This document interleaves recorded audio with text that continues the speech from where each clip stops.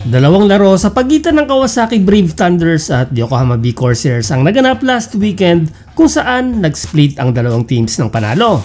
Sa dalawang laro ay makikita natin ang unti-unting pag-shift ng opensa ng Corsairs kay Kai Sotto. Ano-ano nga ba ang mga nagawa ni Kai? Bakit all of a sudden ay siya na nga ang hinahanap ng kanyang mga teammates para umiscore? At saan nga ba nagsimula ang tiwalang ibinibigay sa kanya ng kanyang coach at mga teammates? Yan na mga pag-uusapan natin sa ating featured video for today.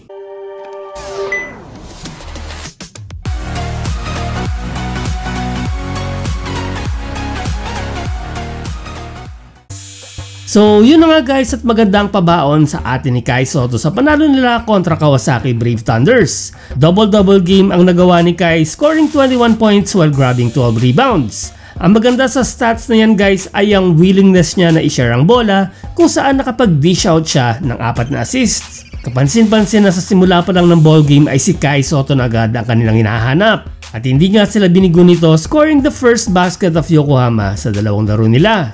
Pansin nyo din ba guys na sa panalo nila kahapon ay almost sa kanya lang nakafocus ang opensa ng Corsairs sa simula ng first period kung saan nakapagambag agad siya ng double figures with 10 points.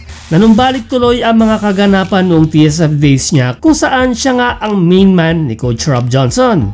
Ipinapakita lamang nito ang confidence sa tiwala ng kanilang coach sa ating pambato, kaya naman majority ng ball possessions ng Yokohama ay involve one way or the other si Kai Sotto. Masarap panoorin na nag-i-enjoy na muli si Kai sa paglalaro niya, kaya naman nagbubunga ito ng magagandang performance niya capped with the double-double game kahapon. Marami ang nagsasabi guys na malaki ang naging ambag ni Coach Tim Cone sa nakukuhang opportunity ni Kai sa kanyang pagbabalik sa kanyang B-League team. Well, bago pa man maglaro si Kai sa Gilas ay unti-unti ay nakitaan na natin na nabibigyan na ng plays ang ating kababayan, especially nung last 3 games ng Yokohama bago nga mag-FIBA break. Malamang sa malamang ay napanood ni Coach Aoki ang mga laban ng Gilas kontra Hong Kong at Taiwan kung saan ipinakita ni Coach Tim Cone kung paano gamitin ng tama ang tangkad at skill set ni Kai Sotto. Hindi man same offensive sets ang gamit ni Coach Aoki sa Yokohama, kay Coach Tim Cone ay nagamit niya pa din ang mga napanood niya para ma-unleash ang isang Kai Sotto na matagal na nating hindi nakikita.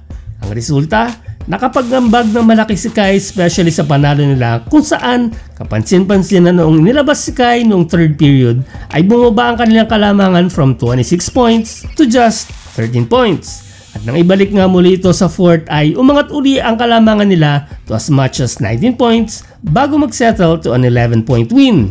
Sa mga naging performance ni Kai this weekend ay pinapakita lamang nito na komportable na siya sa sistema ni Coach Aoki at maging sa mga teammates niya.